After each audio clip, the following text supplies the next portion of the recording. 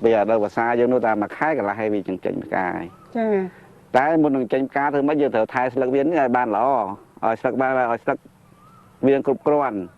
ban thao miền sạc mình plan ở miền plan rồi sạc viên nó thòm chia bao viên chắc ạ năng viên đường chừng cài chừng cá bây giờ chừng cá màยังจับ đàn đặt tức à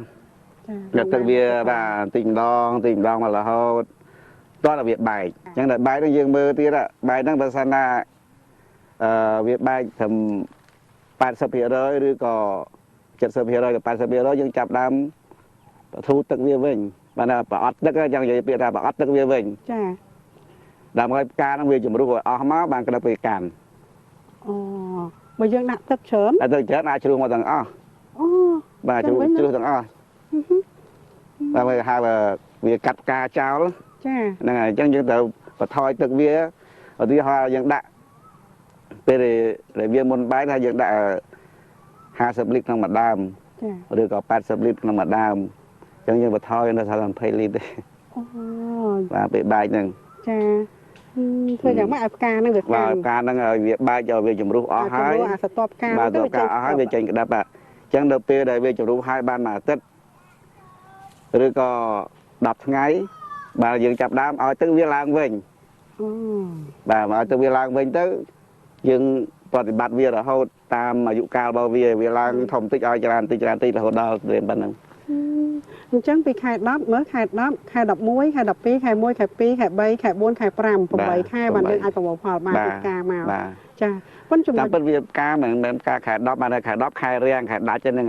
បានខែ 11 យើងនៅផ្កាបាទខែ 9 យើងនៅភ្លៀងទេចាអញ្ចឹងខែ 10 នេះវារាំងមួយខែ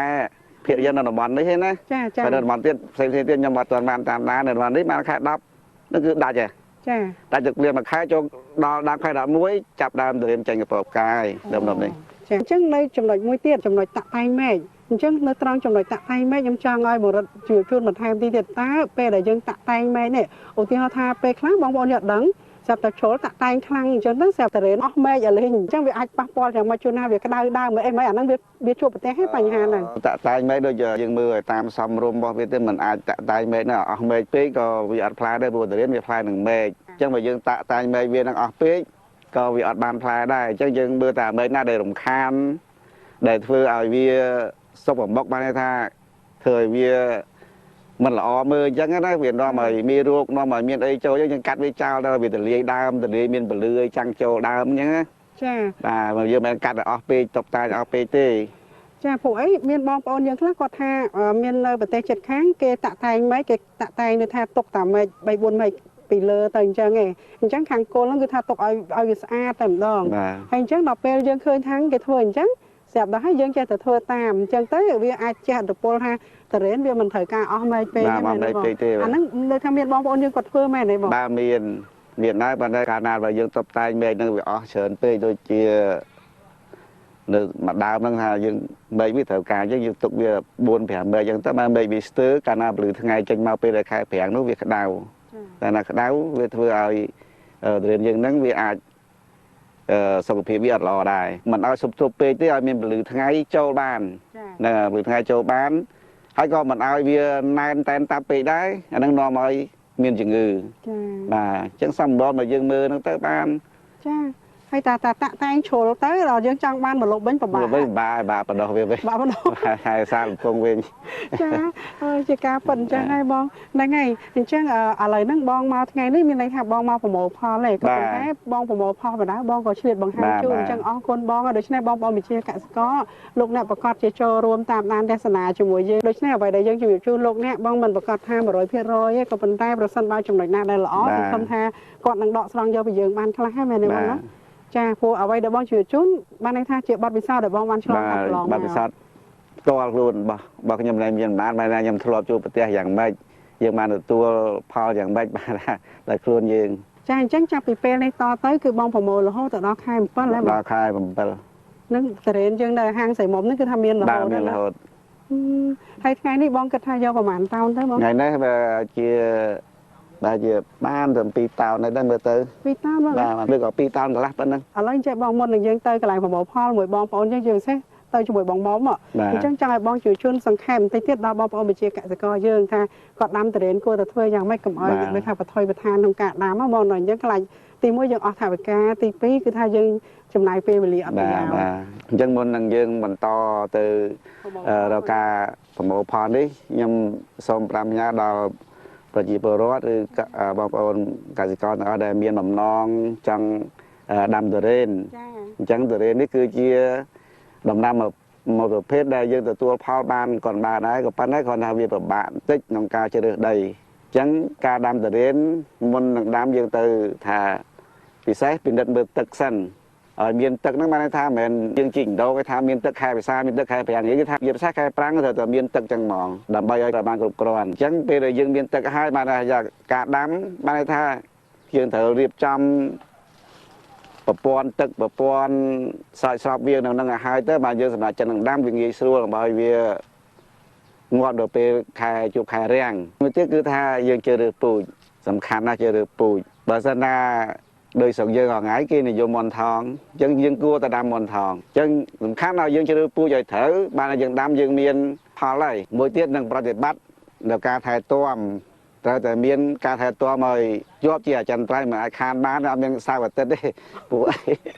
ពួកវាដោះលូតលាស់រហូតពេលលូតលាស់រហូតហើយជំងឺហើយសត្វល្អិតវាអត់គិតថ្ងៃអាទិត្យដូចយើងទេកុំឲ្យមានថ្ងៃអាទិត្យដល់សោះតែធ្វើរហូតតែបានដល់បងរត់មានប្រសាសន៍កន្លែងហ្នឹងធំថយហ្មងអញ្ចឹងប្រយ័ត្នតែមានថ្ងៃអាទិត្យគឺអត់បានទេតែផ្លុំថ្ងៃអាទិត្យជំងឺថ្ងៃអាទិត្យហើយសត្វល្អិតថ្ងៃអាទិត្យក៏អត់មានដឹងទេចឹងយើងត្រូវតែមកហើយថ្ងៃអាទិត្យហ្នឹងសំខាន់ប៉ុណ្ណាពួកអីវាមានបាកងបាទវាបាកងទេអញ្ចឹងប្រយ័ត្នហ្នឹងទៅគឺយើងបានជោគជ័យចាអញ្ចឹងបានបងមុំគាត់ថាចេះអើយអូនអើយបងអនឯងគឺថាឡើងចុះហ្នឹងញឹកជាងបងទៀតហួយឥឡូវដល់បានផ្លូវល្អហ្នឹងឡើងចុះកាន់តែញាត់ទៀតចាអញ្ចឹងហើយបងធម្មតាយើងត្រូវដឹងសុខទុក្ខវាមកណាបើមិនដឹងសុខទុក្ខវាទេគ្មានផលយកទៅលក់ទេហ្នឹងព្រោះនេះចំណាយដើមទុនច្រើនណាចាហើយមួយវិញទៀតខ្ញុំក៏អរគុណបងដែរដោយសារអីអញ្ចឹងបងយល់ដឹងប៉ុណ្ណាបងជួយជូនប៉ុណ្ណឹងហើយមួយវិញទៀតអ្នកដែលនៅធ្វើការនៅទីនេះបងបានបង្ហាត់បង្ហាញដល់បងប្អូនមួយចំនួនអញ្ចឹងឲ្យគាត់ចេះទៅគាត់បានទទួលចំណេះដឹងហើយគាត់បានប្រាក់បៀវត្សមួយចំនួនថែមទៀតអញ្ចឹងយើងក៏បានជួយគ្នាទៅវិញទៅមកណាបង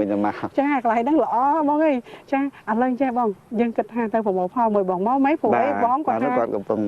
ចាយើងកំពុងតែកាត់តរៀនត្រៀមដឹកយកទៅហាងស្រីមុំលក់ដៃជើនៅអូឡាពេកចាតើបងយើងទៅខាងនោះទៀតចាអានេះអត់កាត់ដែរអត់តនេះប្រហែលជាថ្ងៃ2ទៀតចាថ្ងៃ2ទៀតចាអញ្ចឹងកុំភ្លេចខែ7បានអស់ផលចាបងជើញខាងនោះហើយចាតើបងតាសូមលោកអ្នកនាងតាមដានទស្សនាបន្តចា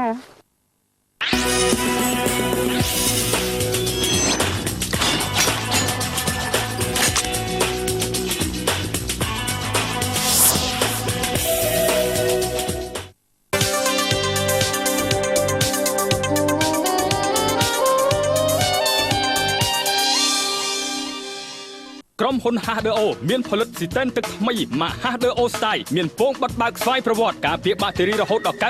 99.9% ធានារយៈពេល20ឆ្នាំថែមទាំងមានធុងទឹកកក PLM មានភាពរឹងមាំត្រជាក់បានយូរ HDO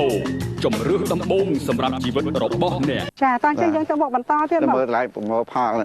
អូបងមកតរេនបងធំ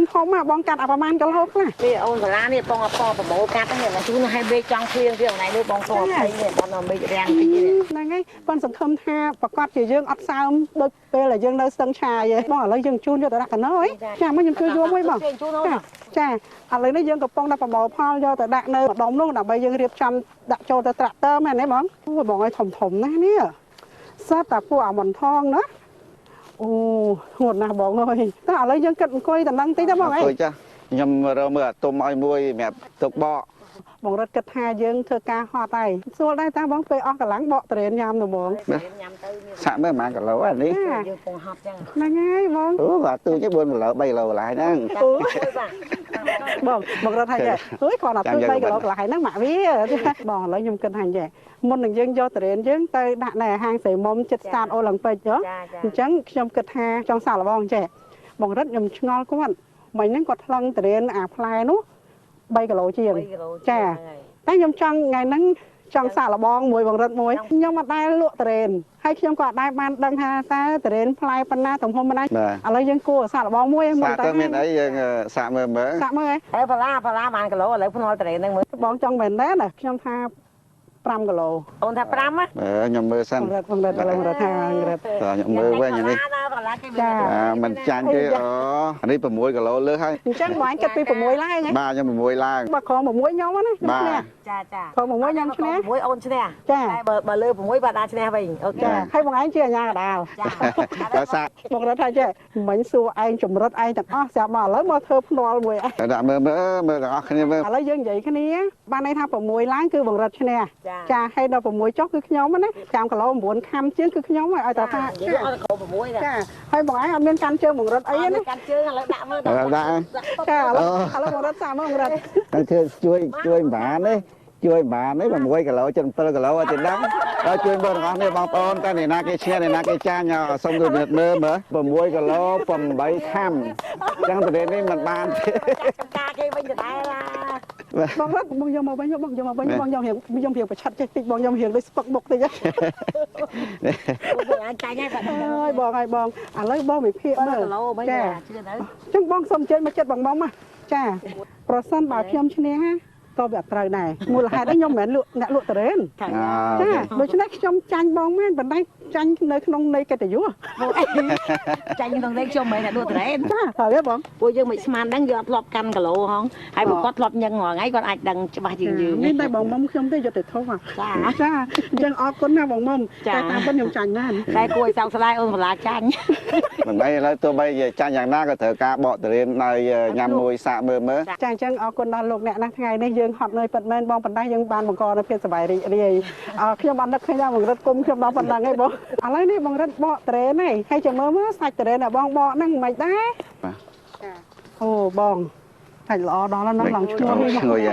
យណាបងអើយយើងគ្រាន់តែបកមួយឃើញអញ្ចឹងណាហើយបើយើងនៅហាងហ្នឹងគឺថាបកលក់នោះឃើញគ្រប់មូលគ្រប់មុខអស់ហើយ ក៏មានកម្លាំងដែរតរេនខ្មែរយើងមែនតែឈ្ងុយហ្មងឲ្យធម្មជាតិហ្មងនេះ ចាហើយបងមិនជូនអ្នកកពតភ្លក់មើលគួរឲ្យចង់ទទួលទានណាបងណាបងអឿនជូនមកទៀតណាផ្លែច្រើនណាបងឥឡូវចេះទៅណាសកម្មភាពប្រមូលផលយើងចេះតែប្រមូលផលទៅហើយចំណែកអ្នកជូនដាក់ត្រាក់ទ័រចេះតែជូនទៅបងណាហ្នឹងហើយព្រោះយើងត្រូវយកដាក់ពីត្រាក់ទ័រទៅមិនយកទៅលោកណាដើម្បីបិទតែរបស់យើងសាច់អស់តោះហើយបងនោះហើយក៏អោបឈ្ងុយត្មងហ្នឹងហើយបងរត់ធ្វើសភាពបរោះតិចមើលបងឯងជួយទទួលពីមកមុំមិនមែនស្រាំងទេណាបងដឹងទេមិញខ្ញុំចាញ់បងឡាអាម៉ា6 គីឡូជាងខ្ញុំថា5 គីឡូហើយក៏ប៉ុណ្ណេះក៏មិនតិចគីឡូដែរបងគិតមើល នេះ3 គីឡូកន្លះបកមិញហ្នឹងអូន 3 គីឡូកន្លះហ្នឹងហើយមិនស្រាលទេមកខ្ញុំនេះយ៉ាងច្រើនកន្លះគីឡូហ្នឹងហើយបងមុំ3 គីឡូធ្ងន់នៅទៅដុកខ្ញុំសូមសរសើរបងទាំងពីរហ្នឹងហើយទោះជាហត់នឿយមិនក៏ដោយអញ្ចឹងបានថាយើងបង្ហាញជូនលោកអ្នកបានច្រើនណាបងហើយជាពិសេសគឺថាបងរត់ណាបងបានជំរាបជូនលោកអ្នកពីបទពិសោធន៍មួយចំនួនដែលបងបានជួបប្រទះកន្លងមកតាំងពីជោគជ័យបរាជ័យយ៉ាងមកជំរាបជូនអស់ហើយយើងចែករំលែកបទពិសោធន៍គ្នាមែនទេបងណា ចាហើយម្យ៉ាងទៀតការដាំដុះអីគាត់បានបង្ហាញជូនដល់បងប្អូនជាកសិករយើងខ្លះៗដើម្បីបដូរបទពិសោធន៍គ្នាដូចថាយើងចេះប៉ុណ្ណេះទៅគាត់ចេះប៉ុណ្ណោះមកយើងអាចមើលគ្នាទៅវិញទៅមកអញ្ចឹងណាហើយម្យ៉ាងទៀតខ្ញុំឯងបច្ចេកទេសខាងមើលអាចាស់អាខ្ចីលក់ចុះយ៉ាងណាចាស់អាណាល្អចិត្តទុំចិត្តអីអញ្ចឹងណាខ្ញុំខាងនេះដូចថានិយាយរួមខាងខ្ញុំខាងទីផ្សារលក់ដូរហើយដល់គាត់នោះខាងដាំដុះឲ្យជួយអញ្ចឹងទៅមើលការខុសត្រូវអីធ្វើពីការតរ៉េនទទួលពេលដែលអូម៉ាថាត្រូវកាត់មានបញ្ហាតកៅស៊ីឬក៏មានសត្វល្អិតអីហ្នឹងយើងតើមើលដែរអីចឹងណាអូន ចាបងអញ្ចឹងបានបងរត់បងខាងចេះគ្មានសៅគ្មានអាទិត្យទេគឺថាបងត្រូវតែមកចំការចុះឡើងចឡើងអញ្ចឹងចាបើមិនធ្វើអញ្ចឹងទេអត់មានតរ៉េនលក់ទេហ្នឹងហើយឥឡូវនេះបងយើងពេលដែលយើងប្រមូលផលបានហើយយើងត្រូវតែដឹកជញ្ជូនយកទៅកាន់នៅហាងរបស់យើង ហាងស្រីមុំចាឲ្យបងប្អូនអតិថិជនតែងភាគច្រើនគាត់ធ្លាប់ស្គាល់ឯអូនបាឡាម្យ៉ាងទៀតដូចថាជារៀងរាល់ឆ្នាំនាងខ្ញុំតែងតែប្រមូលផ្លែទុរេនពីតាមបណ្ដាខេត្តដូចជាខេត្តព្រះសីហនុដូចជាខេត្តកំពង់ចាមនេះក្តីនាងខ្ញុំតែងតែចាកោះកុងអីចឹងអត់តែនិយាយរួមអត់តែគេដាំបានគេតែងតែតាក់តងហៅនាងខ្ញុំស្រីមុំយកទៅមើលទៅម៉ៅឬទៅកាត់ក្លឹងគីឡូអីចឹងយកមកប្រមូលលក់នៅហាងផ្លែឈើរបស់នាងខ្ញុំចាហើយមិនថាឆ្នាំនេះឬក៏ឆ្នាំទៅទេនិយាយរួមអស់រយៈជាង10ឆ្នាំហើយបងប្អូនអតិថិជនភាគច្រើនគាត់ស្គាល់នាងខ្ញុំហើយស្រីមុំគឺនាងខ្ញុំលក់តរ៉េនខ្មែរអត់តែដល់រដូវតរ៉េនខ្មែរគឺនាងខ្ញុំសប្បាយចិត្តនឹងលក់តរ៉េនខ្មែរចាពីព្រោះនាងខ្ញុំបានលក់តរ៉េនខ្មែរលើទឹកដីរបស់យើងដែលដាំបានគឺមុនគេនិយាយរួមនៅខេត្តកំពង់ចាមនេះតែម្ដងពីព្រោះអត់តែខេត្តកំពង់ចាមយើងដាំបានតាំងពីឆ្នាំ2003ចា2003 2002កាលនោះខេត្តកំពង់ចាមនេះគឺតរ៉េនមានរសជាតិឆ្ងាញ់ហើយផ្អែមហើយទឹកដី ទឹកដីខេត្តកំពង់ចាមគឺជាទឹកដីក្រហមចាដីក្រហមនេះគឺដាំតរ៉េនគឺអំណោយផលមែនតើហើយម្យ៉ាងទៀតដីចំការបៃអន្លូងនេះឃុំអរិយថ្នោតនេះចាបៃអន្លូងនេះគឺស្រុកស្ទឹងត្រង់ឃុំអរិយថ្នោតគេហៅថាភូមិបៃអន្លូងនេះគឺតរ៉េនឆ្ងាញ់ណាស់បងប្អូនខេត្តកំពង់ចាមជ្រាបច្បាស់ហើយថាតរ៉េនទឹកដីនេះឥឡូវគឺឆ្ងាញ់មែនតើដោយសារទី1ការថែទាំទី2យើងដាក់ជីអាចជាវចាហើយអាជីអាចជាវនេះគឺដាក់តរ៉េនគឺវាចាក់ជាតិគ្នាមែនតើដោយសារមើលអូនបលាឃើញស្រាប់ហើយឡើងក្រហមចាហើយក្លិនវាក៏ឈ្ងុយហើយឲ្យជារសនៅផ្អែមឆ្ងាញ់ចាអញ្ចឹងលោកអ្នកត្រូវការតរ៉េនយ៉ាងណាចំពោះសាច់ល្អយ៉ាងម៉េចទៀតគឺថាយើងទៅហាងទាំងអស់គ្នាបន្តទៀតបងឲ្យមួយវិញទៀតនោះខ្ញុំចង់ដឹងចេះបងតើឆ្នាំហ្នឹងអតិថិជនណាលោកជាវច្រើនហើយអត់នៅហាងដឹងជាក្រឹកក្រែងយ៉ាងម៉េចព្រោះរាល់ឆ្នាំឲ្យតែពេលប្រមូលផលហើយទៅដល់ហាងគឺថាមនុស្សច្រើនណាបងមែនទេចាអរគុណដល់លោកអ្នកនិយាយរួមអត់ដល់ខែ5ខែ6ខែ7ហ្នឹងគាត់ដឹងថាតរ៉េនខ្មែរដល់ហ៎តរ៉េនតែឆ្ងាញ់ជាងគេអូនផល្លាគឺដើមមកដូវនេះតែម្ដងចាចាប់ពីខែ5ហ្នឹងទៅគឺឆ្ងាញ់ចាហ្នឹងគឺខែ6ហ្នឹងនិយាយទៅខែ5ខែ6ពេញឆ្ងាញ់ហ្មងបើថាខែ7យើងធ្លាក់បន្តិចដោយសារវាភ្លៀងណាភ្លៀងជោគជាំចានេះនិយាយពីបទពិសោធន៍ដែលនាងខ្ញុំដើរម៉ៅដើរទិញអញ្ចឹងធ្លាប់ពីថាដើរតាមបណ្ដាចការអញ្ចឹងណាចាហើយសួរអូនអ្នកកពតក៏អាចដឹងថាដែរទាំងនិយាយដែរអូនផល្លាកាលណាខែដើមខែ5ដើមខែ5ដើមខែ6គឺតរ៉េនឆ្ងាញ់អញ្ចឹងបានថាឥឡូវនេះលោកអ្នកជាអីព្រោះអីបង្រិតអ្នកដើមហើយបង្រិតអ្នកដើមកាប់ជាមួយបងមុំដែរអញ្ចឹងឥឡូវបងយើងគិតថាទៅបង្រិតអញទៅដែរទៅទាំងអស់គ្នាទៅយើងទៅហាងហ្មងមែនទេបងចាព្រោះយើងទៅត្រឡប់ទៅវិញចាហ្នឹងគេយើងទៅហាងទាំងអស់គ្នាព្រោះឥឡូវគ្រប់ចំនួនហើយតាមែនទេបងហើយនៅខ្វះតិចតួចបងប្អូនយើងកាត់បន្តទៀតហើយយើងជូនទៅហើយទៅដល់ហាងខ្ញុំគិតថារំខានបងទាំងពីរបន្តិចទៀតណាព្រោះអីសកម្មភាពក្នុងការទិញដូរពីមួយឆ្នាំទៅមួយឆ្នាំវាខុសគ្នាដែរមែនទេបងហើយមួយវិញទៀតណាសបាយនឹងមើលអីបងមើលនឹងបងប្អូនគេពុះតរ៉េនបងអូជំនាញពុះតរ៉េនខ្ញុំពុះតែមួយហ្នឹងឡើងវេទនាអូនវឡាមកចការនេះមើលឃើញសបាយអ្នកកាត់តរ៉េនដល់ពេលទៅដល់ហាងបងនោះសបាយមើលនឹងអ្នកក្មេងៗបកតរ៉េនចាពុះនិយាយពីដៃគេជំនាញណាហើយអាណាម៉ៃទៀតថងកាន់រហូតនេះអូនគាត់ឈរចាំទៀតពេលបក4នាក់ឯងនឹងអត់ចង់តន់ទៀតដោយសារទី1ទីថាអតិថិជនភាគច្រើនគាត់យល់ដឹងច្រើនឥឡូវគាត់គិតថាពីគិតពីតម្លៃសុខភាពរបស់គាត់ហ្មងវាថាអ្វីដែរវាថាហាងបងភាគច្រើនវាថាអតិថិជនគាត់ជឿជាក់ហើយម្យ៉ាងទៀតអ្វីក៏ដោយវាថាយើងនិយាយរួមទៅយើងនិយាយការពិតដល់ពេលអញ្ចឹងគេចូលចិត្តទិញកន្លែងណាដែលនិយាយការពិតចាអញ្ចឹងចេះបងកន្លែងនេះគឺយើងជំរាបជូនលោកអ្នកពីបទពិសោធន៍នៅក្នុងការដាំដុះតរ៉េនក៏ដូចជាការប្រមូលផលតរ៉េនហើយចំពោះការលក់ដូរយ៉ាងម៉េចដើម្បីទទួលបានអតិថិជនគឺថាយើងទៅឲ្យហាងលក់ផ្លែឈើស្រីមុំនៅ Start Olympic ចាតាមផ្លូវផ្លូវប្រសិទ្ធនោះខាងត្បូងStart Olympic ចាលោកអ្នកស្គាល់ហើយហាងផ្លែឈើស្រស់ជាពិសេសខែតរ៉េនគឺថាក៏គ្រាន់តែជិះកាត់នឹងជះក្លិនមកបងទៅអស់មកបន្តិចណាខ្ញុំអស់មកគ្រាប់បាត់ហើយចាបងអញ្ចឹងបងយើងប្រមូលផលបន្តទៀតណាហើយអ្នកកប៉ដល់កំពុងបដកស្រង់បាត់ពិសោធន៍អាខ្ញុំស្គាល់ហើយបងហើយតែគ្នាដែរតរ៉េនជួអស់ឆ្នាំហ្នឹងអូនបលាមើលធ្វើម៉េចបងធម្មជាតិវាអញ្ចឹងចាការធ្វើការងារកសិកម្មมันប្រកាសថា 100% យើងបានជោគជ័យហ្នឹងហើយចាវាអាស្រ័យទៅលើការទីថាបំណោយផលទៅលើធម្មជាតិគាត់បំណោយផលឲ្យយើងគឺយើងទទួលបានអញ្ចឹងចាតែបើអត់ទេគឺអត់មកតែបងរដ្ឋថាតាទៅតាមនឹងត្រូវព្យាយាមតាមសង្កេតតាមដានទៀតណាហ្នឹងហើយដល់ថាអញ្ចឹងបងខាងកពតថាទេខំតែមិនមិនគឺអាកាសធាតុក្តៅខ្លាំងធ្លាក់អស់កលិះហ្នឹងហើយអញ្ចឹងបងយើងបន្តទៀតចាសូមលោកអ្នកនឹងតាមដានទេសនាបន្ថែមចា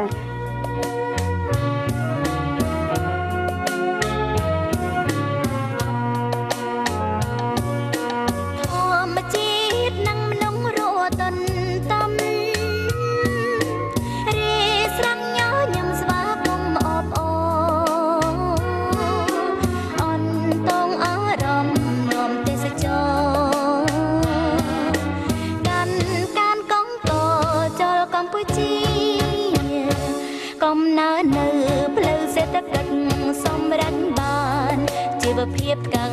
ធូរធា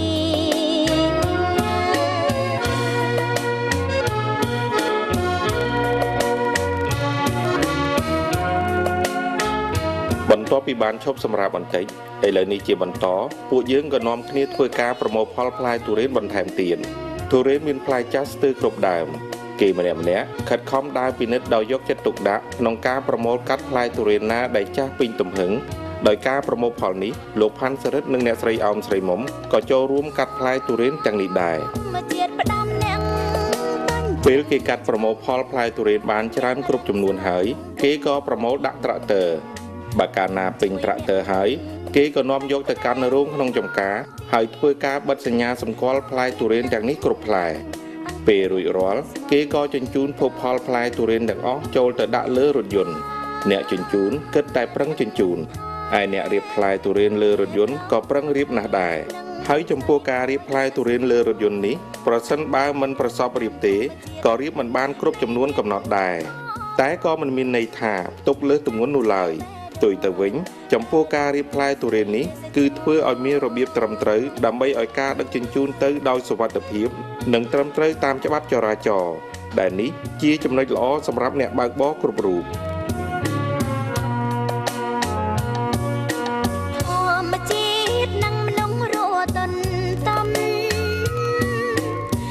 នៅពេលផ្លែទុរេនរៀបដាក់ពេញរថយន្តហើយគេក៏ដឹកជញ្ជូនផ្លែទុរេនទាំងអស់នោះទៅកាន់ហាងលក់ផ្លែឈើស្រីមុំទិដ្ឋភាពនិងខ្លឹមសារមានដូចតទៅកានកងតចូលកម្ពុជាកំណើននៅផ្លូវសេដ្ឋកិច្ចសម្រេចបានជីវភាពកានធូរធា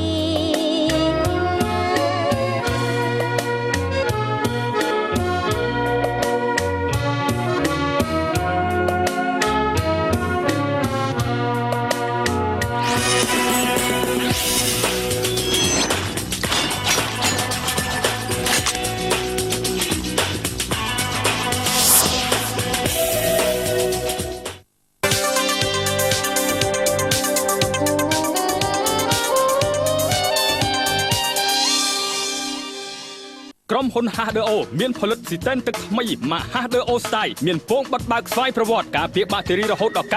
99.9% ធានារយៈពេល20ឆ្នាំថែមទាំងមានធុងទឹកកក PLM មានភាពរឹងមាំត្រជាក់បានយូរ H2O ជំរឿសដំបូងសម្រាប់ជីវិតរបស់អ្នក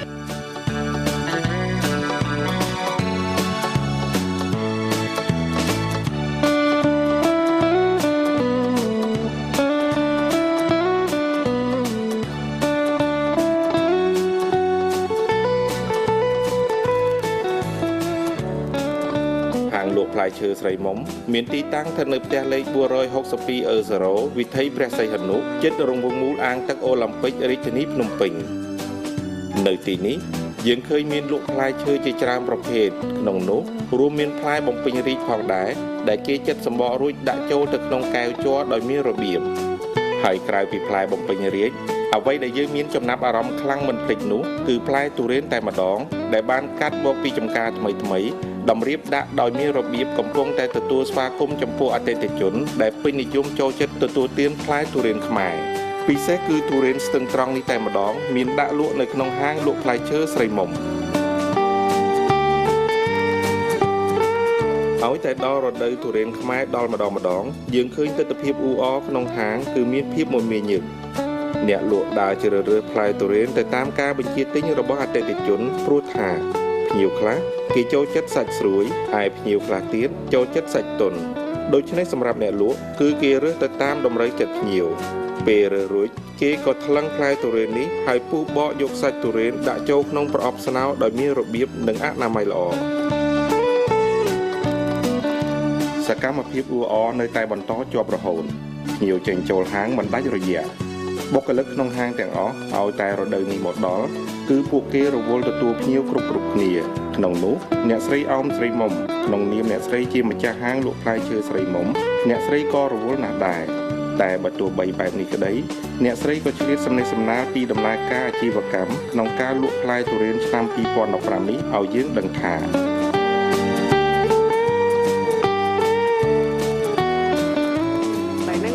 យើងបានមកដល់ហាងរបស់យើងហើយបងណាគិតទៅស្រួលដែរដូចបងមានប្រសាសន៍មកអញ្ចឹងថាផ្លូវក៏ស្រួលអីក៏ស្រួលអញ្ចឹងទៅយើងដឹកភពផលយើងមកនេះវាលឿនណាចាបើកលឿនល្មមបងហ្នឹងហើយហើយឥឡូវហ្នឹងបងប្អូនមានអារម្មណ៍ថាហួយដូចមានផាសុខភាពដល់ហើយនេះមិនយើងនៅខាតភ្លៀងហងហាក្តៅផងវាថាក្តៅត្រជាក់អញ្ចឹងដល់ពេលឥឡូវមកដល់ចូលទៅក្នុងហាងបងវាត្រជាក់ទាំងមនុស្សត្រជាក់ទាំងតរ៉េទៅត្រជាក់មែនតើហើយវាថាវាមានកម្លាំងព្រឹងហ្មងមែនហ្នឹងបងហើយបើសិនជាត្រជាក់តែអញ្ចឹងបងប្អូនអង្គុយនិយាយរហូតក៏អត់ហ ត់ណា ហ្នឹងបងអញ្ចឹងនេះឥឡូវមានកម្លាំងវិញមិននេះវាល្វើយខ្លាំងហ្មងចា ចុះបងមិនល្វើយមិនបើបងស្រីខ្ញុំលេងតរ៉េន1 2 3គីឡូ5គីឡូក៏មានឲ្យបងកាត់ដល់អញ្ចឹងទៅត្រងន់នេះហ្នឹងបងប្អូនយើងហ្នឹងក៏ទៅជួយបងដែរក៏ប៉ុន្តែដោយសារតែយើងឃើញផ្លែតរ៉េនច្រើនវាសុបាយ សบายចិត្តអីចង់និយាយថាយើងចង់កាន់ចង់លើកអីខ្លួនឯងម្ដងម្កាលឲ្យទី1យើងត្រូវជួយអញ្ចឹងណា ចាហើយយើងឃើញតរ៉េនយើងផ្លែធំទៀត និយាយរួមទៅផ្លែល្អចាល្អហើយទី1និយាយថាវាអំណោយផលនឹងដើមឆ្នាំវាត្រជាក់ហ៎ ចាតែតែបងមានប្រសាសន៍នៃយកាទេឥឡូវនេះយើងក៏អរគុណដល់អតិថិជនដែរពេលបងអូនមកដល់តរ៉េនយើងគ្រាន់តែលើកចុះមកពីលើឡានភ្លាមហ្នឹង គាត់អញ្ជើញមកទិញភ្លាមចាមែនទេមកពីគាត់ទីថាទី1គាត់ដឹងកន្លែងយើងហើយបលាចាទី2គាត់ជឿជាក់ហើយសំខាន់ទីថាយើងនឹងធ្វើឲ្យគាត់ជឿជាក់ដែរចា បងដឹងមិនហ្នឹងបងប្អូនយើងដែលគាត់អញ្ជើញមកទិញតរ៉េនយើងហ្នឹងណាបងគាត់ថាអូអូនឯងលឿនណាពេលចកាមកដល់នេះហើយអូនបានភ្លក់មិញហ្នឹងឆ្ងាញ់អត់ខ្ញុំថាឆ្ងាញ់ណាស់បងអើយក៏ប៉ុន្តែអញ្ចឹងដល់ទៅពេលទៅដល់ចកាឃើញច្រើនពេកទៅដូចជាខ្វាខពេកមិនដឹងញ៉ាំអាណាទៅអាណា ទេមែនទេអត់ដល់ចកាអញ្ចឹងហើយបានតែស្រូបក្លិនទេ ហ្នឹងហើយ អាការញ៉ាំគឺតិចតួចបំផុតហើយហើយទី1ទី2ទីថាមិញទេអតិជនភ្ញៀវវិញសួរអូនផល្លាតែបែបបានញ៉ាំតរ៉េនណានេះបើទៅញ៉ាំមែនចាអូតរ៉េនយើងមានច្រើនពូជាពិសេសពូយន់ផងនេះល្អណាស់ចានិយាយរួមពេញនិយមបើថាអតិជនរបស់ហាងស៊ីមុំគឺពូយមន្តថងគាត់ចូលចិត្តមកដល់អញ្ចឹងទៅខ្លះទៅចូលចិត្តអាសាច់លឿងអញ្ចឹងទៅតែភាគច្រើនចូលចិត្តសាច់ដោះគោចាពិសេសហើយវាដូចថានិយាយរួមទៅអូនផល្លាបានញ៉ាំហើយពេលតែញ៉ាំមួយម៉ាត់ទៅខាប់មួយម៉ាត់ទៅក៏ដល់គ្រាប់ទេចាហើយញ៉ាំទៅវាឆ្ងាញ់វាផ្អែមស្អិតហើយវាសាច់វាទៅដោះគោខ្ទិះហើយភាគច្រើនអតិថិជននិយាយថាគាត់ចូលចិត្តតែសាច់ទៅដោះគោហ្នឹងតែម្ដងចាល្អណាស់បងអើយហ្នឹងហើយអញ្ចឹងបានខ្ញុំចង់ជំរាបជូនដល់លោកអ្នកថាអញ្ចេះពីមុនមកតរ៉េនយើងណាបងមិនទាន់ថារីកចម្រើនច្រើនណោះយើងដាក់លក់នៅមុខនៅអីអញ្ចឹងចាព្រោះដល់ឥឡូវនេះតរ៉េនយើងមិនធម្មតាដាក់លក់នៅពីមុខទេគេដល់ក្នុងហាងទៀតចាក្នុងហាងហ្នឹងម៉ាស៊ីនត្រជាក់ទៀតអញ្ចឹងមនុស្សបាននៅក្នុងម៉ាស៊ីនត្រជាក់ហើយតរ៉េននៅក្នុងទៀតចាអញ្ចឹងហើយអូនឥឡូវថានិយាយរួមសម័យដេកជួគឺវាអាប់ដេតអញ្ចឹងគឺសូម្បីតែមនុស្សអាចនៅក្នុងម៉ាស៊ីនត្រជាក់បានសូម្បីតរ៉េនក៏អាចនៅបានដែរហើយម្យ៉ាងទៀតអូនឃើញស្រាប់ហើយឥឡូវនេះទី1គេថាផ្លូវថ្នល់ឬក៏អាចអ្នកកសិករឲ្យដាំដុះបានដោយស្រួលហើយឥឡូវគាត់មានប្រសាសន៍ថាអ្នកដែលធ្វើកសិកម្មឃើញគាត់អាចបានយកពុនយកអីពេលអញ្ចឹងពួកខ្ញុំទីថាមានសុបាយចិត្តមែនតើហ្មងចាចំពោះទីថាថ្នាក់ដឹកនាំយើងជួយទ្រាំទ្រដល់កសិករទីពួកខ្ញុំក្តីដោយប្រជាពលរដ្ឋទូទៅក្តីហើយម្យ៉ាងទៀតម៉ែខ្ញុំទីថាវាសុបាយចិត្តហើយនឹងមានកម្លាំងកំហែងនឹងធ្វើចំការបន្តទៅទៀតដោយសារទី1គាត់លើកទឹកចិត្តកសិករចាមានប្រសាសន៍នេះពិតជាត្រឹមត្រូវណាស់អញ្ចឹងយើងប្រឹងទាំងអស់គ្នាបងណាចាប្រមុខរាជរដ្ឋាភិបាលលោកខិតខំប្រឹងប្រែងដោយថាឥឡូវបើសិនជាកសិករមានបញ្ហាអីក្នុងការដាំដុះយើងមានស្ថាប័នជំនាញអ្នកដែលគឺថាជួយបញ្យល់ជួយអីចាជុំជ្រែងជួយឲ្យយោបល់អីអញ្ចឹងឬក៏គាត់ទៅចុះទៅជួយមែនតាជួយដល់ចំការហ្មងដូចថាពួកអ្នកជំនាញអញ្ចឹងណាពេលយើងខ្វះខាតបទពិសោធន៍អីទីទួយអញ្ចឹងគាត់ជួយឲ្យយោបល់ចាហើយដល់ទៅពេលលោកខាងស្ថាប័នជំនាញគាត់ជួយហើយដល់តែខាងបងនេះប្រឹងប្រែងបន្ថែមទៀតមកយើងទទួលបានភោគផលច្រើនមកយើងឈ្នះទាំងអស់គ្នាចាអញ្ចឹងល្អណាស់ហើយនៅពេលដែលយើងបានផលល្អអញ្ចឹងហើយអតិថិជនដែលគាត់កំពុងតែមកយកកញ្ញៃនោះគាត់បានទទួលទានហ្នឹងក៏ល្អជាមួយយើងចាហើយម្យ៉ាងទៀតគាត់ក៏បានទទួលទាននៅតរ៉េនរបស់ខ្មែរយើងពិតបងអូនដឹងស្រាប់ហើយជារៀងរាល់ឆ្នាំបងអូនតែងតែចុះផ្ទាល់ដល់ចំការមែនទេហើយពីថាថតយកបទពិសោធន៍ការដាំដុះរបស់កសិករយើងដើម្បីបង្ហាញឲ្យពីថាកសិករគេថាគាត់ខ្លះទៀតគាត់មានដីមានអីចឹងមិនដឹងថាដាំអីដាំដលមីឬក៏ដាំអីចឹងគាត់អាចយកទៅកែច្នៃហ្នឹងគិតចង់ធ្វើអីចឹងណាកុំឲ្យដីទនេចាតាមលទ្ធភាពរបស់គាត់ចឹងណាចាបើថាដីនៅតំបន់គាត់អាចធ្វើអីបានគាត់ដាំហ្នឹងទៅចាហើយនៅតំបន់យើងនេះធ្វើតរ៉េនបានយើងធ្វើតរ៉េនទៅតំបន់ខាងនោះមានដាំកស៊ូដាំដលមីតរ៉េនអីចឹងដាំសាម៉ាវមង្ឃុតអីរួមដីក្រហមដាំបានទាំងអស់ឲ្យសំខាន់ដល់អ្នកចំការហ្នឹងគាត់អាសាបន្តិចចឹងណាចាបងហើយមួយវិញទៀតបងមិនហ្នឹងញ៉ាំតរ៉េនហើយហ្នឹងឆ្លៀតកាពីងរាជចាហើយមកកាពីងរាជហ្នឹងបន្ថែមទៀតបងបកាយធ្វើកាពីងរាជឆ្ងាញ់ណាស់ប៉ុន្តែអូនទីថាទី1យើងបើកហាងអញ្ចឹងហើយយើងមានចំការអីអញ្ចឹងទៅយើងត្រូវយកអាកាពីងរាជហ្នឹងពេលដែលយើងលក់ទាំងមូលហ្មងវាមានជាតិជូរហើយអញ្ចឹងគេអត់សូវចូលចិត្តទេតែពេលយើងយកមកឆ្នៃណាសំខាន់យើងអ្នកម្ចាស់ចំការតើយើងចេះឆ្នៃអញ្ចឹងដើម្បីឲ្យណាមួយជាទីថាផលិតផលរបស់ខ្មែរយើងទៀតអញ្ចឹងបងឆ្នៃទៅធ្វើជាជ្រក់ទៅអីអញ្ចឹងទៅដល់អញ្ចឹងអតិថិជនគាត់ចូលចិត្តញ៉ាំខ្លះគេអត់ចូលចិត្តញ៉ាំស្រស់គេញ៉ាំជ្រក់ខ្លះគេអត់ចូលចិត្តញ៉ាំជ្រក់គេញ៉ាំស្រស់អញ្ចឹងណាបងអើយសំខាន់តាមចំណង់ចំណូលចិត្តរបស់ភ្ញៀវរបស់យើងចាឆ្ងាញ់ណាស់បងដាក់នៅក្នុងទូទឹកកកអស់ញ៉ាំបានយូរទៀត ចាហើយសំខាន់យើងធ្វើទីថាយើងធ្វើឲ្យស្អាតតែមានអនាម័យអញ្ចឹងណាចាយើងគិតដល់សុខភាពយើងក៏យើងស្រឡាញ់យើងគិតដល់សុខភាពអ្នកដែលញ៉ាំផងចាចាអញ្ចឹងឥឡូវនេះជម្រាបជូនលោកអ្នកតែម្ដងដែរលោកអ្នកបានជ្រាបហើយកម្មវិធីយើងបានផ្សព្វផ្សាយជាបន្តបន្ទាប់មានន័យថាត្រេនខ្មែរយើងបានដល់ហើយក្នុងមួយឆ្នាំគឺយើងបានទទួលទានម្ដងប៉ុន្តែរយៈពេលហ្នឹងគឺចាប់ពីខែ4ជាងទៅ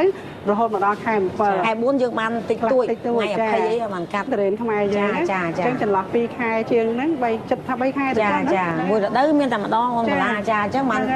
បងចង់ជម្រាបដល់អតិថិជនថាខ្មែរយើងមួយរដូវមានម្ដងហើយផ្លែឈើគឺគ្រប់ផ្លែឈើទាំងអស់មានរដូវកាលដូចជាដល់រដូវផ្លែទៀបអញ្ចឹងទៅរដូវផ្លែត្រេនរដូវផ្លែស្វាយអញ្ចឹងទៅ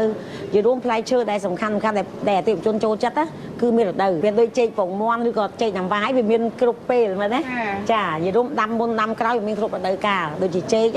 តែបើដូចផ្លែត្រេននេះគឺមានរដូវកាលដូច្នេះបានជាបងចង់ជម្រាបថារដូវកាលនេះគឺបានមកដល់ហើយចាសូមបងប្អូនអតិថិជនដែលគាត់អត់ទាន់បានដឹងណាចាសូមគាត់អញ្ជើញមកចាដោយអ្វីដែលបងបានជម្រាបជូនអញ្ចឹងគឺថាផ្លែឈើស្រស់ហ្នឹងមានលក់នៅក្នុងហាងស្រីមុំហាងជាពិសេសពេលនេះគឺកំពុងតែដល់គឺផ្លែទុរេនចាទុរេនស្ទឹងឆាយស្ទឹងត្រង់ឆាយស្ទឹងត្រង់ស្ទឹងត្រង់ហ្នឹងហើយឆ្ងាញ់ណាស់បងអើយស្ទឹងត្រង់ឆ្ងាញ់មែនតើចានិយាយរួមទេសស្រុកពីដីក្រហមឆ្ងាញ់មែនតើដាំទុរេនចានិយាយរួមអ្នកស្ទឹងត្រង់ទាំងអស់គាត់ស្គាល់ហើយទុរេនបៃលងចាឃុំអរិយថ្នោតយើងណាឆ្ងាញ់ណាស់អូនផាឡាចាហើយម្យ៉ាងទៀតដូចថាដីវាថ្មីដីក្រហមអីថ្មីហើយដាំថ្មីអញ្ចឹងទៅនិយាយវាធ្វើឲ្យតរេនហើយជីវជាតិនៃដំណាំគឺល្អហ្មងចាចាប់មែនតើចាអរគុណណាបងអញ្ចឹងហើយបាននិយាយថាចេះតែបង្ហាញជូនលោកអ្នកទៅពីមួយឆ្នាំទៅមួយឆ្នាំណាពេលដែលខ្ញុំជួបជាមួយបងរិទ្ធសាប់តែបងរិទ្ធថានេះតរេនវាផ្លាស់ប្ដូរអញ្ចឹងវាបញ្ហាអញ្ចឹងអាបញ្ហាហ្នឹងហើយយើងជឿជូនលោកអ្នកទៅយើងចេះតែកែទៅធ្វើយ៉ាងម៉េចឲ្យការដាំដុះរបស់យើងបានលូតលាស់បានល្អចាហើយដល់ពេលបងអូនទៅឃើញល្អមែនផ្លែធំអញ្ចឹងទៅលោកអ្នកអញ្ជើញមកគឺថាអត់ខ្វះតរេនទទួលទានទេចាប៉ុន្តែចង់ជឿសួរបងចេះដែរបងនិយាយអញ្ចឹងឥឡូវនេះតរេនអញ្ចឹងចាប់ដល់មិនអញ្ចឹងបងចាប់ដល់ហើយខែ5ចាដើមខែ5ចាចាប់ពីដើមខែ5រហូតទៅដល់ខែ7ចាប៉ុន្តែពេលហ្នឹងអតិថិជនយើងណាបងលោកអញ្ជើញមកច្រើនអត់ចាអូនិយាយពីរឿងអតិថិជនវិញនិយាយពីបើអតិថិជនចាស់វិញគាត់បន់ទៅដល់ពេលហ្នឹងខែហ្នឹងឯងអាងតែគាត់អញ្ជើញមកចាហើយអតិថិជនចាស់ក៏គាត់អញ្ជើញមកចាហើយអតិថិជនដែលថ្មីក៏គាត់រត់តែអញ្ជើញមកទៀតចាអញ្ចឹងហើយបានយើងខ្ញុំសូមអរគុណគាត់មែនតើចាដោយសារទី1គាត់ថាកន្លងមកគាត់ជួយរហូតគាត់ជួយអត់ទៅដល់ផ្លែឈើខ្មែរយើងជាពិសេសផ្លែតរេននេះអត់ទៅដល់ខែតរេនកំពង់ចាមម្ដងគាត់សួរគាត់ថាមកដល់នៅទុំថាចាស់នៅដល់នៅអញ្ចឹងណាដល់ពេលឥឡូវឃើញដល់អញ្ចឹងគាត់អញ្ជើញមកគ្រប់គ្នាចាហើយម្យ៉ាងទៀតបងក៏សូមអរគុណដល់អតិថិជនបងនិយាយរួមអរគុណអតិថិជនទូទៅទាំងអស់ដែលថាតែងតែទ្រាំទ្រដល់ផ្លែឈើរបស់ខ្មែរយើងមិនថាតែហាងខ្ញុំឬក៏ហាងអ្នកដទៃអីទាំងអស់គឺ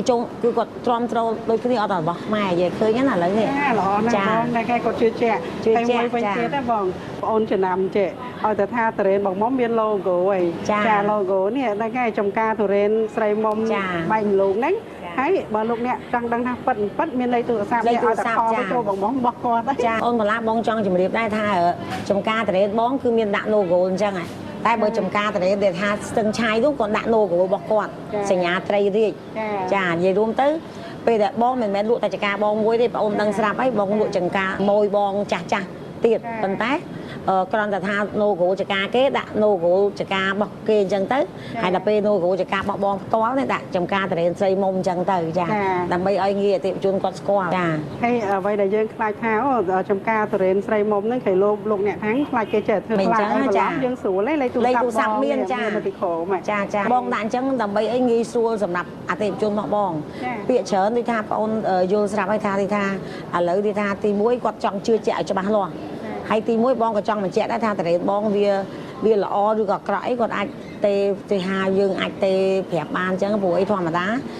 តរេនវាមិនមែនថា100ល្អទាំង100វាមានជួនកាលទៅមានន័យថាវាមានទុំជ្រុះឬក៏មិនអញ្ចឹងយើងគាត់អាចបញ្ជាក់បានចាអាចជម្រាបថាអាចទេមកប្រាប់នាងខ្ញុំវិញអញ្ចឹងនាងខ្ញុំអាចដូរជូនគាត់វិញអញ្ចឹងណា ចំណុចហ្នឹងឲ្យតែបងអូនសរសើរបងថាបងរកទទួលទានស្មោះត្រង់ណាស់មានន័យថាយើងចរចាគ្នាទៅប្រសិនមានចំណុចណាខុសឆ្គងសំណុំពរមកខាងអ្នកនោះណាមកចាឲ្យយ៉ាងចិត្តត្រជាក់ទៅវិញនាងខ្ញុំក៏មិនមែនថាតរ៉េននាងខ្ញុំល្អ 100% ទាំងអស់ដែរព្រោះធម្មតាទេអ្វីក៏ដោយកាលណាយើងដាំតាមធម្មជាតិអញ្ចឹងណាវាមានអាឆ្ងាញ់ខ្លាំងមានអាខ្លះទៅធម្មតាយើងប្រើក្មេងប្រើយរួមយើងនិយាយពាក្យថាកម្មករចុះពេលដែលយើងឡើងកាត់ឡើងអីអញ្ចឹងវាដោយស្ទើរទីការខ្លះអីតិចតួចអញ្ចឹងណា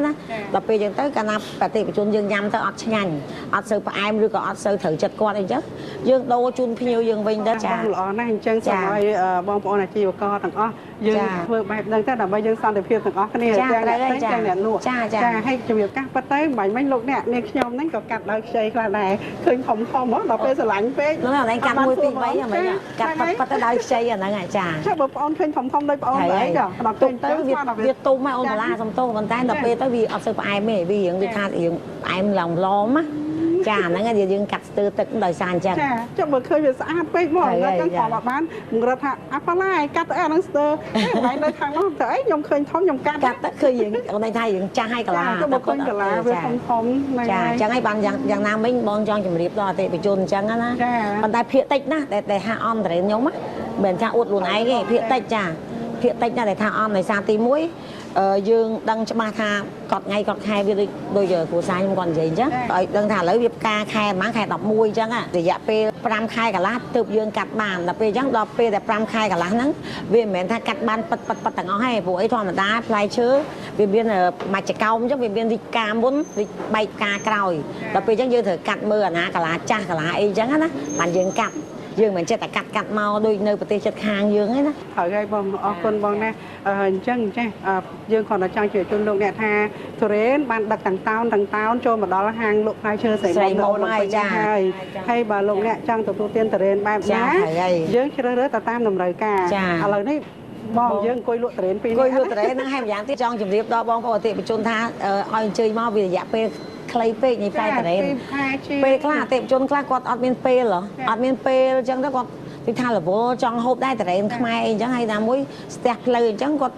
អាចទេមកទីថានាងខ្ញុំបានលេខទូរស័ព្ទអីមានអញ្ចឹងណាយើងស្គាល់ពីចេះអតិថិជនចាស់របស់នាងខ្ញុំភាគច្រើនស្គាល់លេខអញ្ចឹងគាត់អាចទេមកនាងខ្ញុំដឹកជញ្ជូនយកទៅ2ផ្លែ3ផ្លែក៏ត្រូវតែយកជូនគាត់ដែរចាល្អណាស់បងអញ្ចឹងឥឡូវនេះយើងគិតបង្ហាញជូនលោកអ្នកបន្តិចទៅបងព្រោះទុរេនឆ្នាំថ្មីមកដល់ហើយចាយើងចង់បង្ហាញជូនគាត់អាពេលសាច់ទុរេនអញ្ចឹងណាសាច់ទុរេនការយ៉ាងម៉េចយើងមានណាសាច់មាន2ប្រភេទ3ប្រភេទ3ប្រភេទឥឡូវយើងបង្ហាញជូនបានប្រភេទបងឥឡូវបង្ហាញតែ2ប្រភេទទេព្រោះអាមួយប្រភេទនោះវាផ្លែតិច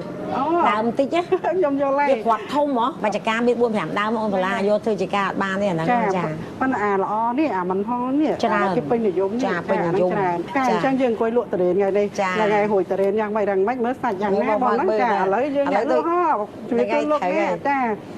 បាក់ជូនហើយយើងបង្ហាញជូនសាច់មួយផល្លានេះសាច់ទៅដោះគោចាសាច់ទៅដោះគោហ្នឹងអតិថិជនភាគច្រើនចូលចិត្តដែរអូនផល្លាតែអូនផល្លាចូលចិត្តហ្នឹងអត់ហីបងហៅតាណាស្រួយហ្នឹងចាសាច់ទៅដោះគោហ្នឹងគេនិយមចូលចិត្តច្រើនចាអតិថិជនចាគាត់ចូលចិត្តណាវាញ៉ាំទៅវាឆ្ងាញ់អញ្ចឹងអានេះវាស្ងួតដែរបងណាចាអូយល្អណាស់បងណាអានេះស្ងួតរបស់គេណាស្ងួតបងកាន់ទៅអត់ប្រឡាក់ដៃទេចាហ្នឹងហើយដែលគេហៅថាស្ងួតកាន់អត់ប្រឡាក់ដៃពួកអាសាច់អញ្ចឹងណាបងចាអញ្ចឹងទទួលទានបន្តិចចឹងចាអូនញ៉ាំសាមើលមិនដែរពេលនេះអត់ខំមួយម៉ាត់ទៅអត់ដល់គ្រាប់ទេមែនទេមួយបងដឹងគាត់នៅណាគេហៅថាតរេនពុយមន់ថងសាច់ទៅដោះគោចាហើយពេលបងអូនញ៉ាំអញ្ចឹងទៅក្រែនបងដូរពីពណ៌ហើយចាលាយជាមួយក្រែនបងទៅលាយក្រហមលាយទៅដោះគោណាលាយទៅដោះគោលាយពណ៌ហើយចាឆ្ងាញ់ណាស់លោកអ្នកអញ្ចឹងលោកអ្នកនាងចង់ទទួលទានបែបនេះគឺអាចបែបនេះបានចាបើបែបអាសាច់លឿងក៏បានដែរហើយអូនញ៉ាំអាហ្នឹងចាំមកបងឲ្យបងភ្លក់អាសាច់លឿងទៀតអូអញ្ចឹងបងអាសាច់លឿងដែរបងចាជាតិវាមិនបាច់ចឹងណាអូថ្ងៃនេះអង្គុយភ្លក់ត្រេនបងអានេះសាច់លឿងល្មួតចានេះក៏វាម្យ៉ាងដែរណាអូនផល្លានេះយល់រួមមកបែបម្នាក់សំខាន់ទៅថាភាកច្រើនទៅគាត់ចូលចិត្តអានេះទៅភាកតិចទៅគាត់ចូលចិត្តអានេះចឹងទៅយល់រួមមួយយ៉ាងម្នាក់ហ្មងស៊ីសងលើអតិថិជនគាត់ចូលចិត្តចាអញ្ចឹងដល់ពេលដែលគាត់អញ្ជើញមកដល់គាត់ថានេះខ្ញុំត្រូវការសាច់កដោះគោចាអញ្ចឹងយើងក៏ជ្រើសរើសកដោះគោជូនគាត់ទៅចាហើយបើគាត់ជ្រើសរើសថាគាត់បានអាពងមាន់លឿងល្មួតយើងជូនយកអាលឿងជូនគាត់ទៅចាសំខាន់ដូចថាចិត្តគាត់តែគាត់ធ្លាប់ញ៉ាំធម្មតាដូចថាអូនទៅចូលចិត្តអីមកដល់រកអាហ្នឹងទៀតហើយ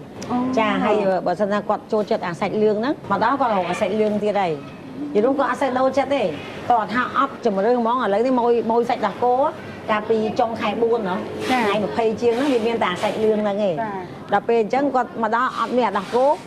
ម៉ួយដែលថាធ្លាប់ញ៉ាំអាដោះគោហ្នឹងគាត់ថាចឹងដាក់សាច់លឿងមួយមកព្រោះអត់អីធ្វើមិនទេអត់តែបានរបស់ខ្មែរញ៉ាំតែចឹងណាហ្នឹងហើយក៏យកអាលឿងទៅអញ្ចឹងចាហើយមិនហ្នឹងបងអតិថិជនគាត់អញ្ជើញមកដល់គាត់កាន់ចេះអូនធ្វើអាសាច់បែកគក់ហីមានអាបែកគក់ទៀតបែកគក់ហ្នឹងសាច់សុកជ្រុកចាអូនបន្លានិយាយរួមទៅអាសាច់បែកគក់ហ្នឹងវាមួយយ៉ាងតាសាច់បែកគក់ហ្នឹងវាថាភាគច្រើនចាស់ឥឡូវគាត់រៀងឡើងជាតិស្ករអីចឹងណា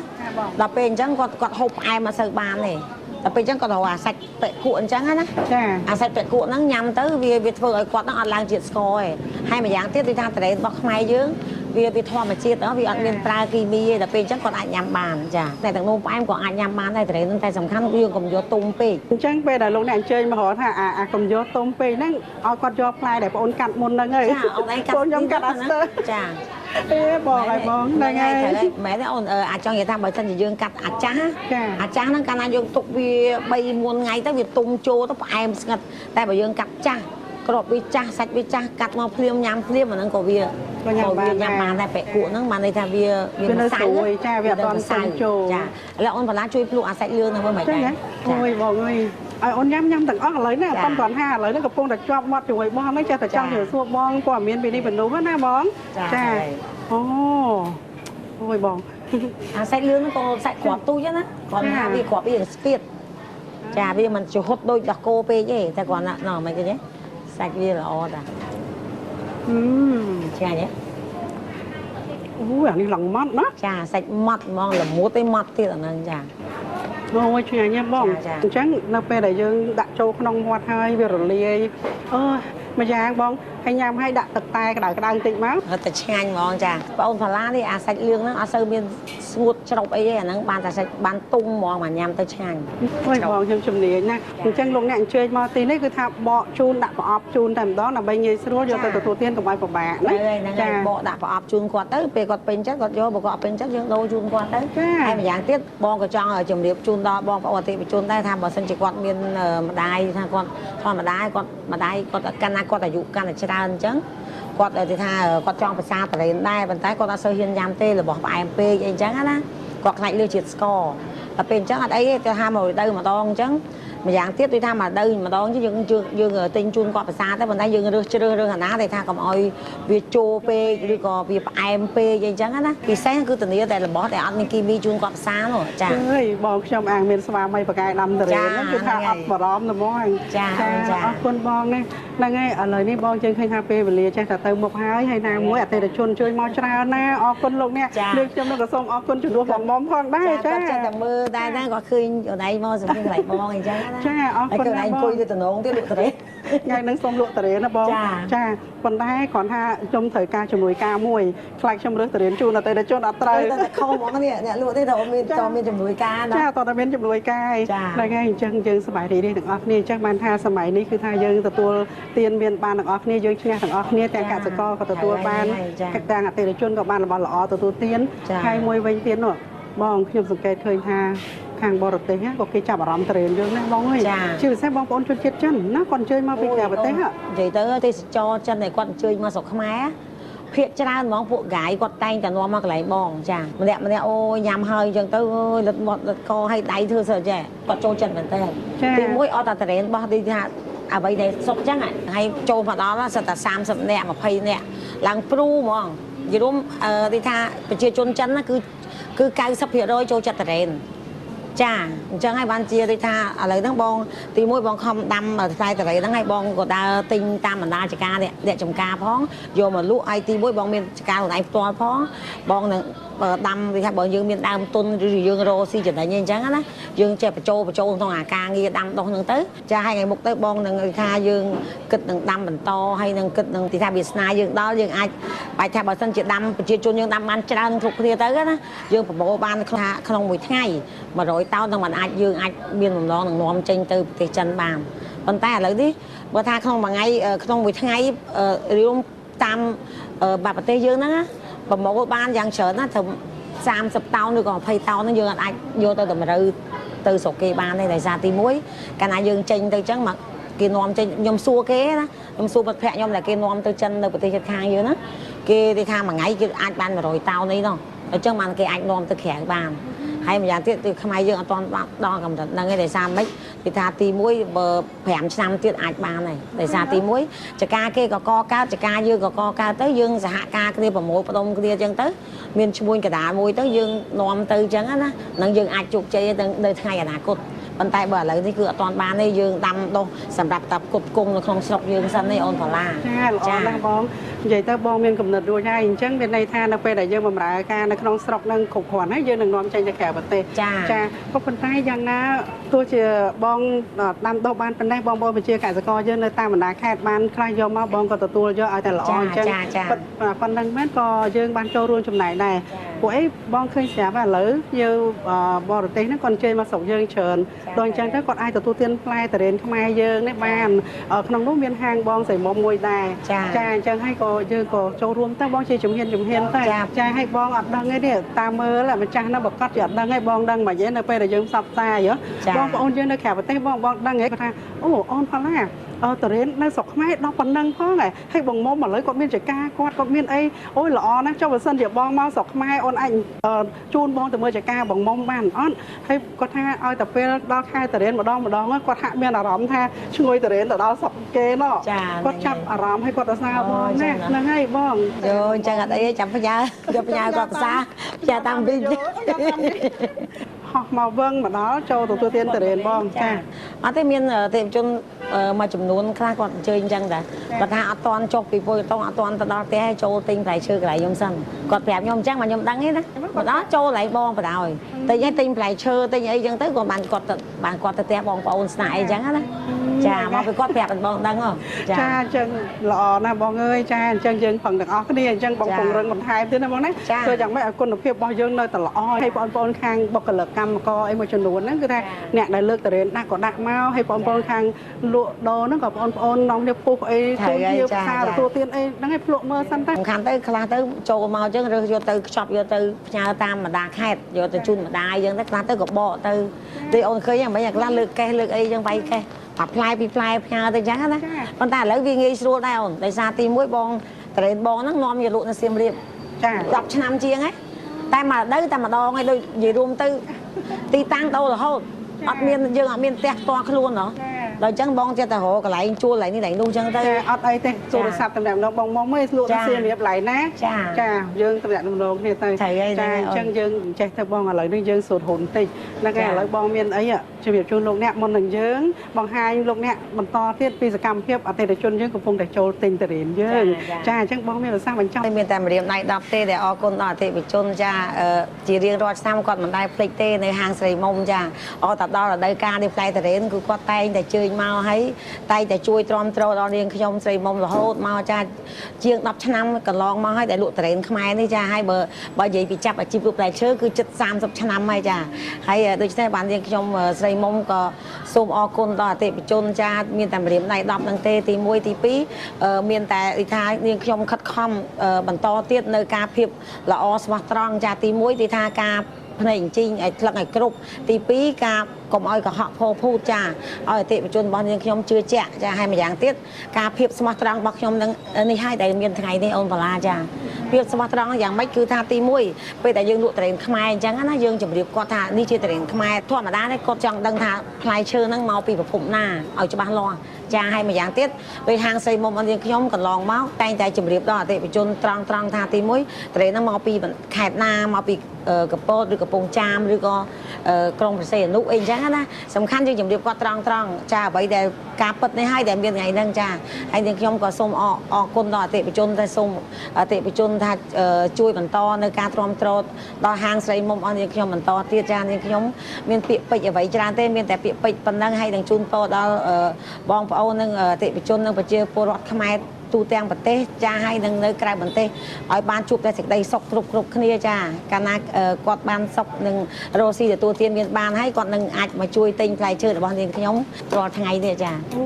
ចាល្អណាស់បងអើយបងបកកែណាដឹងហើយបងអញ្ចឹងបងអូនក៏អរគុណបងដែរទោះជាបងរវល់មិនបងនៅតែឆ្លៀតឱកាសបង្ហាញជូនដល់លោកអ្នកហើយអ្វីដែលខ្ញុំខ្លាចចិត្តណាបងខ្ញុំគិតថា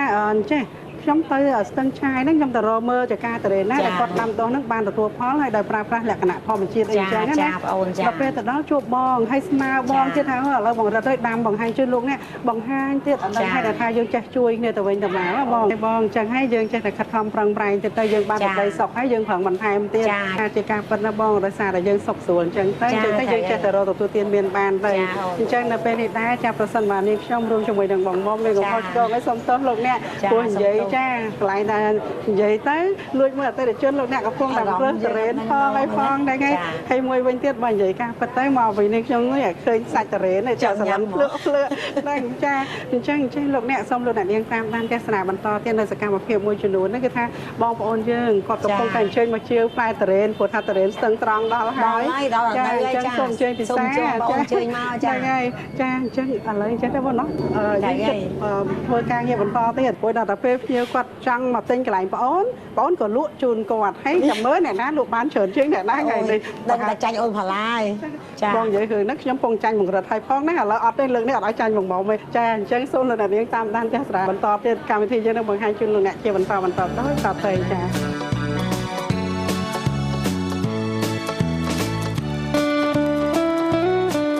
ទុរេនមានផ្លែស្រដៀងនឹងផ្លែខ្នុរដែរតែមានសម្បករឹងពោពេញទៅដោយបន្លាមុតស្រួចនិងត្រូវបានបណ្ដាប្រទេសក្នុងតំបន់ឲ្យរហ័សនាមផ្លែទុរេននេះថាជាស្ដេចនៃផ្លែឈើផ្លែទុរេនសម្បូរទៅដោយសារធាតុសំខាន់ជាច្រើនដូចជាថាមពលកាបូនអ៊ីដ្រាតកាកសរសៃជាតិខ្លាញ់ប្រូតេអ៊ីនវីតាមីន A វីតាមីន B អង B2 B3 វីតាមីនសែងវីតាមីន C ហ្វូឡេតវីតាមីន C ជាតិដែកកាល់ស្យូមម៉ង់កាណេសម៉ាញ៉េស្យូមផូស្វ័រប៉ូតាស្យូមស័ង្កសីសូដ្យូមជាតិដែកតុងដែករួមនឹងសារធាតុផ្សេងជាច្រើនមុខទៀតដោយសារតែផ្លែទុរេនសម្បូរទៅដោយសារធាតុសំខាន់យ៉ាងច្រើនក្រាស់ក្រែលដូច្នេះហើយទើបមនុស្សភាគច្រើនចាត់ទុកទុរេនជាកំពូលនៃផ្លែឈើឬជាស្ដេចនៃផ្លែឈើ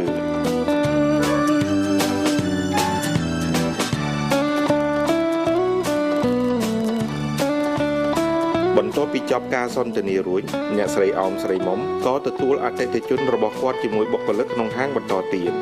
ពិតដោយអ្វីដែលអ្នកស្រីបានលើកឡើងហើយថា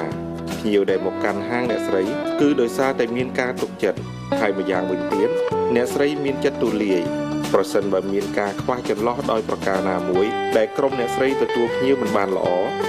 អ្នកស្រីតែងតែពោលពាក្យសុំទោសហើយពេលខ្លះក៏បដូរផ្លែទុរេនជូនភ្ញៀវវិញប្រសិនបើភ្ញៀវមិនពេញចិត្តចំណុចនេះហើយដែលធ្វើឲ្យដំណើរការអាជីវកម្មលក់ភោគផលកសិកម្មរបស់អ្នកស្រីទទួលបានជោគជ័យហើយអ្វីដែលជាចំណុចសម្គាល់ឆ្នាំនេះក្រៅពីកំណើនភ្ញៀវក្នុងស្រុកមកទាវផ្លែទុរេនច្រើនហើយយើងក៏សង្កេតឃើញភ្ញៀវទេសចរអន្តរជាតិចូលមកភ្លក់និងជាវផ្លែទុរេនខ្មែរនៅក្នុងហាងលក់ផ្លែឈើស្រីមុំមានចំនួនច្រើនគួរឲ្យកត់សម្គាល់ហើយគេទាំងអស់តែងតែសរសើរផ្លែទុរេនខ្មែរថាមានឲ្យជារសឆ្ងាញ់មិនដាច់ពីមាត់អ្នកស្រីអោមស្រីមុំបានបញ្ជាក់ដែរថាផ្លែទុរេនទាំងនេះអ្នកស្រីក៏នាំយកទៅលក់នៅខេត្តសៀមរាបដែលជាខេត្តទេសចរដ៏ធំរបស់កម្ពុជាផងដែរស្ថិតនៅតាមបណ្ដោយផ្លូវជាតិលេខ6ក្នុងភូមិចុងកៅស៊ូខាងកើតផ្សារលើចម្ងាយ500ម៉ែត្រជាប់ឱសថស្ថានព្រះវិហារទល់មុខធនាគារអេស៊ីលីដាដូច្នេះភោគផលកសិកម្មខ្មែរមិនត្រឹមតែជួយឲ្យកសិករទទួលបានប្រាក់ចំណូលប៉ុណ្ណោះទេតែវាជាផ្នែកមួយជួយទាក់ទាញទេសចរអន្តរជាតិឲ្យចូលមកកាន់កម្ពុជាជាបន្តបន្ទាប់ព្រោះកម្ពុជាមានកត្តាជាច្រើនដែលជាចំណុចទាក់ទាញទេសចរចូលមកកាន់កម្ពុជាកាន់តែមានចំនួនកើនឡើងជាលំដាប់